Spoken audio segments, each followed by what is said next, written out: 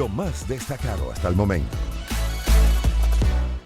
Dentro de lo más destacado, por supuesto, está esta ya denominada guerra comercial, arancelaria y particularmente lo que es el enfrentamiento entre Estados Unidos y China, donde ya varios han reaccionado, incluso a lo interno de Estados Unidos, advirtiendo que lo que puede venir es un escenario muy complicado, muy complejo y negativo en general para la población y para el mundo.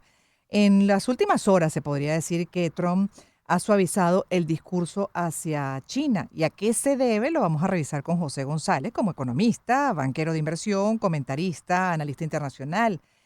¿Quién está cediendo? ¿Quién está resistiendo en esta guerra comercial? ¿Puede haber un ganador o, digamos, todos podrían ser perdedores, como también lo dijo China hace unos días advirtiendo de que esto no era favorable para nadie, ¿no? Para ningún país. José, buenas tardes y bienvenido. Encantado, Gladys. Es un placer siempre estar con usted. El placer nuestro para poner mejor en contexto esto que está pasando porque van cambios, ¿no? Los cambios son Ujú. vertiginosos y sobre todo el discurso del presidente Trump varía y mucho y afecta a los mercados, afecta a todo. Ahora suavizó Correcto. lo que es su discurso hacia China cuando llegó hasta sumar 245% incluso de aranceles para ese país y ahora pues ya habla de hasta un escenario de buenas relaciones, de que van a estar todos muy bien, muy chéveres, casi que grandes amigos. ¿Qué pasó? Según los reportes de la prensa especializada que tienen acceso al entorno del presidente Trump, Ujú. el presidente habría recalibrado su respuesta hacia China en función de una reunión que tuvo con las grandes tiendas de descuento en los Estados Unidos, entre ellas Walmart, en Ujú. donde los CEOs, los dueños de las compañías, le habían advertido que los Estados Unidos se estaba enfrentando a una situación en que los anaqueles van a estar vacíos, en la medida que con tarifas el 145% de productos chinos, no había forma que los importadores, incluidos mismos, asumieran el riesgo que implicaba que la demanda por los artículos no apareciera con esos sobrecostos. Y ya estamos empezando a ver, Ray-Ban acaba de anunciar que van a subir los precios. Logitech, que es el mayor productor de periféricos de computadoras, ha dicho que van a subir los precios. Hay un temor de que la demanda se aliviase. En ese momento es que el presidente dice que las negociaciones con China están en camino, Ujú. que va a proponer un acuerdo nice y que la respuesta debe ser nice. El secretario del Tesoro dice en una conferencia en Chicago que es insostenible este nivel de tarifas y que Ujú. deberían aliviarse. Y sin embargo, esta misma mañana, el vocero del Ministerio de Comercio de China dice que no hay ninguna conversación en curso, que la única Caramba. forma que China vaya a retroceder es si los Estados Unidos cesa totalmente las tarifas unilaterales y que los países que lleguen a acuerdos tarifarios con los Estados Unidos van a ser sancionados por tarifas chinas. ¿Sí? Es decir, la guerra, en lugar de aliviarse, Ujú. continúa. Y ahora la siguiente movida es de la administración Trump en términos de decidir qué va a hacer. La especulación esta mañana en los mercados financieros que siguen con mucha volatilidad es que si Trump retrocediese a las tarifas del 20% selectivas a China que teníamos, Ujú. ¿para qué sirvió todo este esfuerzo? Y las pérdidas, porque ha habido pérdidas. Algunos se han beneficiado, por supuesto, ¿no? También, eso es algo que habría que poner la lupa más adelante. Dentro de toda esta dinámica, pues siempre hay algunos, incluso dentro de lo que se podría calificar de oportunistas. Pero em, con relación a todo este escenario, ya economistas, caso tuyo y otros, venían advirtiendo que esto del librito iba a ocurrir. ¿Qué esperaba Trump y qué esperaba o qué pensó del gigante asiático China, al que por cierto su vicepresidente llamó campesinos, que era una tierra de campesinos? Y entonces, bueno, este campesino está evidenciando qué hoy en día. Ahí lo que creo, Gladys, es que el presidente Trump muy en su actitud ante ciertas cosas. Es decir, Ujú. recordamos que el presidente Trump ya fue presidente en una administración anterior. Creo que él tenía la sensación o la impresión de que él tenía las mejores cartas y eso no es necesariamente cierto en función de la dependencia que tenemos con las importaciones de China. Recordemos, el 80% de los teléfonos de Apple se manufacturan en China. El Ujú. 90% de la ropa que compramos en Estados Unidos se manufactura en Asia. Eh, y no había tomado en cuenta una respuesta como la que ha adoptado China, porque era muy claro, si se hubiera hecho un análisis diplomático, geopolítico, geoeconómico, geoestratégico más detallado, en lugar de creer que como tenemos el mercado más grande, van a ceder a nuestra presión.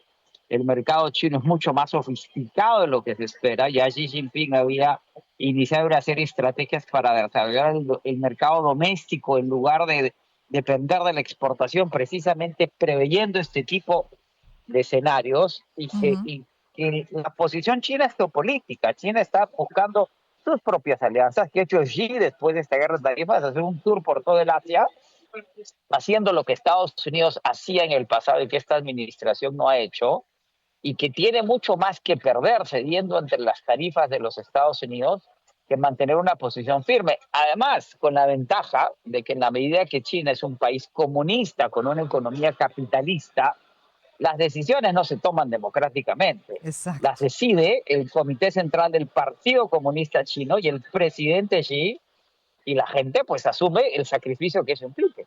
Ujú. Tanto han ido desarrollando su mercado interno que, bueno, ya tienen productos que compiten, ¿no? Incluso con los que hacían poderoso a Estados Unidos en el escenario, por ejemplo, tecnológico, y han ido desplazando en el caso automotriz, a grandes marcas como Alemania, que ahora se están viendo también comprometidas, ¿no? Que confiaban en ese mercado, tenían buena parte de sus marcas ahí, y ahora resulta que ya no es así, tan beneficioso, y están también notando esa dependencia peligrosa de Eh, varias áreas, hasta en el tema farmacéutico, por ejemplo. Correcto, en el caso automotriz es sintomático. En el mundo se venden 90 millones de automóviles al año. China puede llegar a producir 20 millones de esos 90 millones de automóviles. Yo estoy actualmente en Lima viajando a Colombia, estuve en Panamá hace unas semanas y la cantidad de automóviles chinos que hoy día que unen en Lima o en Panamá es inusual en función de lo que uno esperaba, en función del parque automotor. Y uno empieza a notar cuando se sube a los autos chinos, la calidad de los autos chinos está mejorando. Recordemos que hace 70 años los autos japoneses no existían y hoy día compiten mano a mano Claro, con la así es. producción europea o norteamericana, lo mismo con los automóviles coreanos, y aparentemente va a suceder con los automóviles chinos, particularmente los híbridos y los eléctricos. Un Tesla cuesta $55,000 y hacia arriba. Ujú, China puede producir automóviles eléctricos eficientes ujú. en niveles de $5,000 a $8,000 por unidad. Es decir, y la calidad de su producción es cada vez mayor. Una de Sí, las cosas que decía Tim Cook en relación a producir iPhones en los Estados Unidos, y el problema no es solo de costos. Y el cálculo es que un iPhone 16 Pro Max que cuesta $1,700, no financiado, si se produjese en Estados Unidos, costaría $3,500. ese es un Financiado puede tema. llegar a costar $5,000, lo que vale un auto de segunda mano. Pero Ujú. él decía que los tool engineers, los ingenieros de herramientas, los que convierten los planos que se producen en Cupertino, California, en un teléfono, que no son los destornilladores y los alicates, sino lo que se requiere ensamblar un teléfono, manufacturarlo, que en Estados Unidos todos los tool engineers del país entran en una sola habitación. China tiene tool engineers que equivalen a varios estadios olímpicos, Dios. porque todo lo que se diseña requiere ingenieros de herramientas para ensamblar eso en bienes que podemos pagar a un precio que es conveniente para el consumidor. Es decir, es imposible importar, devolver esos empleos y esa capacidad de producción a los Estados Unidos por factores múltiples en los que ya el salario ya no es la variable clave. No hay trabajo esclavo, Gladys, en las plantas de iPhones en China. Ya son esos obreros, son clase media, son técnicos, Mm, ¿sí? Y ya el costo de ventaja no es. De hecho, México en ciertas industrias tiene salarios más bajos que China.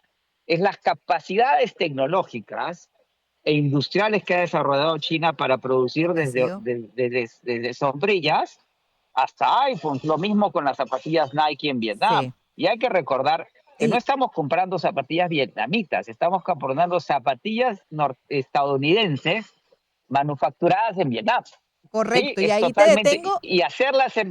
Ujú. Sí, te detengo por razones de tiempo porque ya me dijeron chao, pero yo creo que hay demasiadas aristas que ha ido asomando aquí que tocaría revisar con detenimiento y hacer hasta un seriado. Esto vale para un seriado porque son muchas las aristas importantes a considerar y para el análisis acertado de esta guerra comercial y sobre todo lo que es el enfrentamiento China-Estados Unidos. Así que te comprometo si tienes el tiempo para que sigamos revisando esto, porque además habría que incluso también hablar de lo que ha sido la política de Jerome Powell, con qué contaba Trump o qué esperaba Trump el debilitamiento del dólar, el tema de los bonos patrióticos, en fin, como estrategia que no está resultando y por lo cual entonces, como dicen algunos, el término está reculando. Vamos a hacer una pausa. Gracias, José. José González, economista, banquero de inversión, comentarista y analista internacional. En unos minutos regresaremos.